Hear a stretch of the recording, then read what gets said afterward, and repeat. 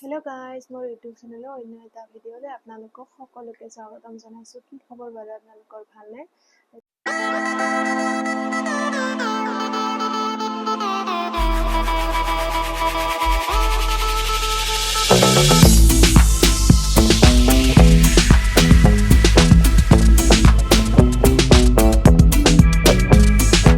কালি হৈছে সোমবাৰ, মই কালি যাম ঘৰত।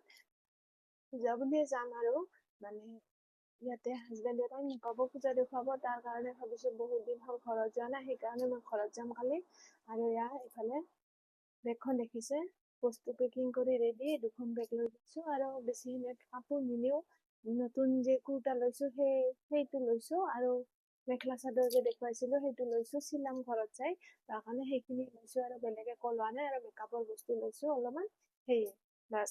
তাৰপিছতে ভাবিলোঁ মানে নেইল পলিচ লগাই লওঁ আৰু এতিয়া বাজিছে ৰাতি 8:30 হ'ল চাগে, 9টাই বাজিলে। এতিয়া মই ভাবিলোঁ নেইল পলিচ অলপমান লগাওঁ, তাৰ কাৰণে ভিডিঅ'টো ষ্টাৰ্ট কৰোঁ। মই আপোনালোকক অলপমান আগতে ক'লোঁ নহয়, মই বোলো নেইল পলিচ লগাওঁ। এতিয়া মানে নেইল পলিচ লগাবলৈ গৈ এটা কথা মানে দেখি আচৰিত লাগিছে। কি জানেনে, এই নেইল পলিচটো নেইল পলিচ মোক বিয়াতে জোৰোণতে দিছিল দৰা ঘৰৰ পৰা।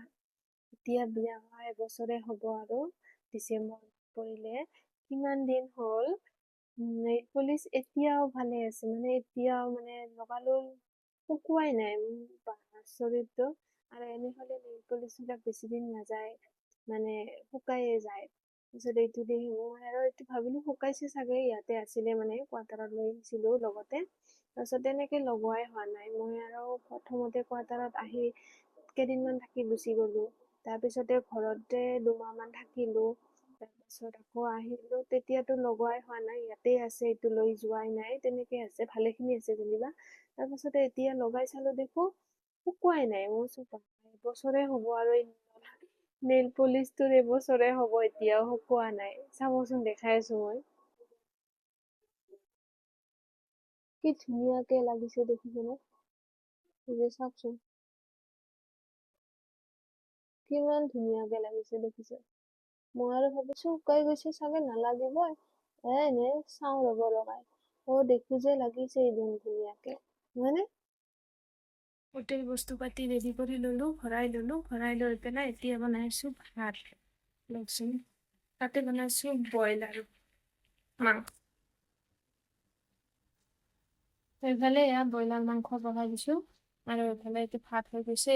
ভাত আৰু ব্ৰইলাৰ মাংস নাই আৰু একো আজি। The next day.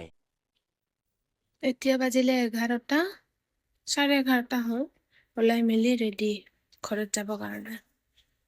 সেইদিনাখন যে গুৱাহাটীত ট্ৰেইন শ্বট কিনিছিলোঁ যোৰা কাপোৰ, কেনেকুৱা লাগিছে বাৰু জনাব দেই। দাম হ'লে বহুত লৈছে, কিন্তু দাম বেছি লোৱা নিচিনা নালাগে। এতিয়া ওলাই মেলি ৰেডি, 11:30 বাজি গ'ল। এতিয়া যাম আৰু এয়াৰপৰ্টলৈকে, বহুত দূৰ আছে ইয়াৰ পৰা। ভাত খাই মই ল'লোঁ, এতিয়া গৈ থাকোঁ।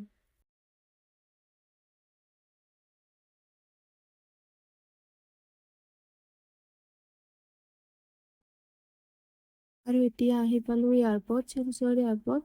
বাটত আৰু তেনেকে একো ভিডিঅ' নকৰিলোঁ। মোৰ অলপ গাটো মানে বেয়া লাগিলে গাড়ীখনত উঠি পেলাই, কাৰখনত উঠি। তাৰপিছতে ফ্লাইটত উঠি নিলোঁ আৰু ইয়াৰ পৰা শিলচৰ এয়াৰপৰ্টৰ পৰা প্ৰথমতে যাম গুৱাহাটী এয়াৰপৰ্ট, তাৰপিছত গুৱাহাটীৰ পৰা আকৌ বঙাইগাঁওলৈকে যাম ট্ৰেইনত। আপোনালোকক দেখুৱাই থাকিম, চাই থাকিব দেই। আৰু এইবাৰ প্ৰথম নহয় যেনিবা মই অকলে যোৱা, মই আগতেও মানে গৈছোঁ অকলে। প্ৰথম ভয় লাগিছিল, এতিয়া বাৰু তেনেকে ভয় নালাগে ফ্লাইটত উঠিবলৈ। অকল টেক অফ আৰু লেণ্ডিং টাইমখিনি যে অলপমান ভয় লাগে, আৰু বাকী টাইমখিনি ইমান এনেকে ভয় নালাগে। আৰু শিলচৰৰ পৰা গুৱাহাটী এয়াৰপৰ্টলৈকেতো বেছি দূৰ নহয়ে, 45 মিনিট 40 মিনিটমান লাগে। আৰু আপোনালোকৰ কাৰণে মই ওপৰৰ পৰা তেনেকে মানে ফ্লাইটৰ পৰা ভিডিঅ' কৰিছোঁ, চাব দেই। ইমান ধুনীয়া মানে পৰিৱেশটো।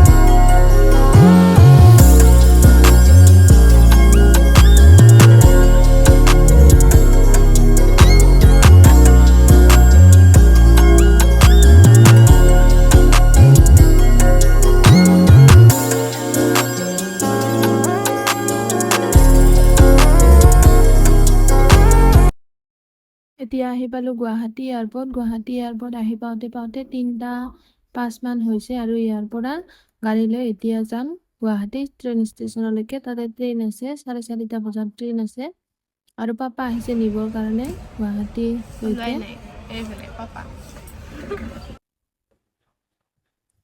প্ৰথমতে ভাবিছিলোঁ গুৱাহাটী ষ্টেচনলৈকে যাম, কিন্তু পূজাৰ কাৰণে মানে এনেইতো ভিৰ আৰু পূজাৰ কাৰণে মানে ইমান ভিৰ, তো গুৱাহাটী ষ্টেচন নগৈ কামাখ্যা ষ্টেচনলৈকে আহিলোঁ।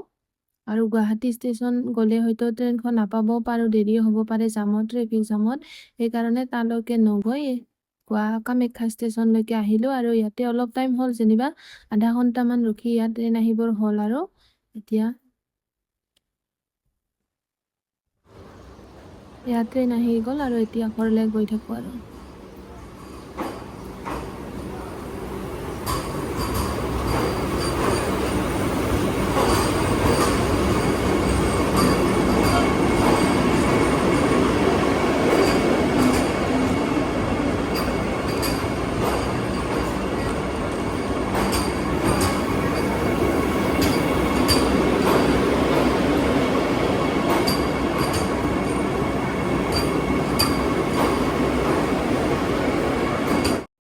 এয়া উঠি ল'লোঁ ট্ৰেইনত। উইণ্ডো ছিট আছে যদিও বাহিৰৰ ভিডিঅ' তেনেকৈ দেখুৱাব নোৱাৰিম, কাৰণ এতিয়া সন্ধিয়াই হ'ব আৰু 4:30 বজাত যিহেতু ট্ৰেইন। কামাখ্যাতো 4:40 আছিলে ট্ৰেইনখন, তো বাহিৰৰ ইমান ভালকৈ দেখুৱাব নোৱাৰিম আৰু যি অলপমান পাৰোঁ তাকে দেখুৱাই যাম।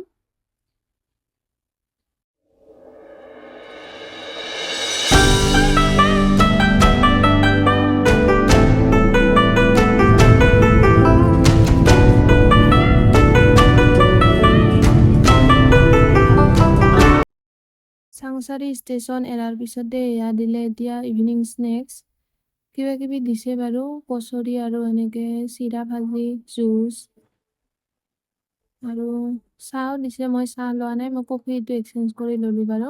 আৰু এয়া চেনিটাইজাৰো দিছে দেই, আৰু লগতে এয়া দিছে চচ। কিন্তু চচটো জানো কিহৰ লগত খাবৰ কাৰণে দিলে এইটো একদম ধৰিব পৰা নাই মই। কচৰিৰ লগত জানো চচ খাই জানো, কওকচোন কেনেকুৱা লাগিব কচৰিৰ লগত চচ খালে, নহয়নে? নাজানো আৰু কিয় দিছে।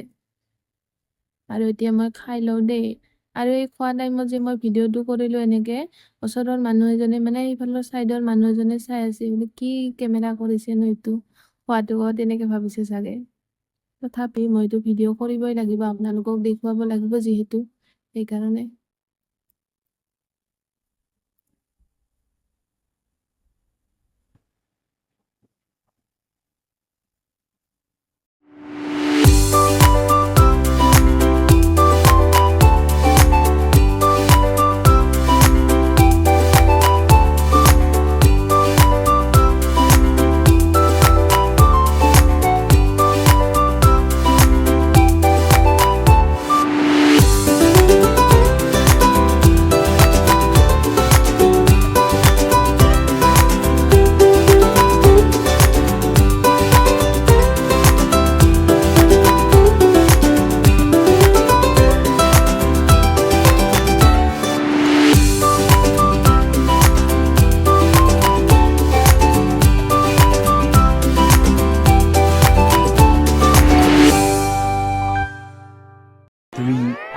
Later. 6:50 নিউ বঙাইগাঁও ষ্টেচন আহি পাইছোঁ আৰু এতিয়া ঘৰলৈ গৈ থাকোঁ আৰু। কি এনে কৈছে, ঠগাইছে, অন্ধকাৰ হৈছে। ভিডিঅ' ভিডিঅ' ভিডিঅ' এনি কৰে নি আমার ক্যামেরাম্যান বদলিছে, মা হয়েছে ক্যামেরাম্যান। আরে ক্যামেরাম্যান বদলিছে না, এবার আজির পরে আরো ক্যামেরাম্যান আমার মা হবো। আর ভিডিও হয়েছে না,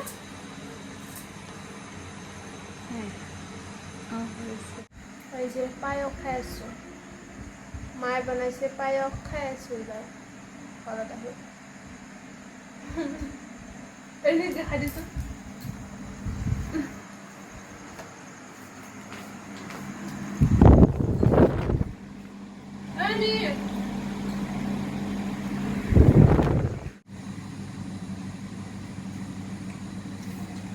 The next day. কালিতো আহি আকৌ ভিডিঅ' কৰা নহ'লে আজি ৰাতিপুৱা ব্ৰেকফাষ্ট কৰিব লৈছোঁ এয়া পায়স আৰু কেক বিস্কুট আৰু গাখীৰ ভিডিঅ'টো ভাল লাগিলে প্লিজ লাইক শ্বেয়াৰ এণ্ড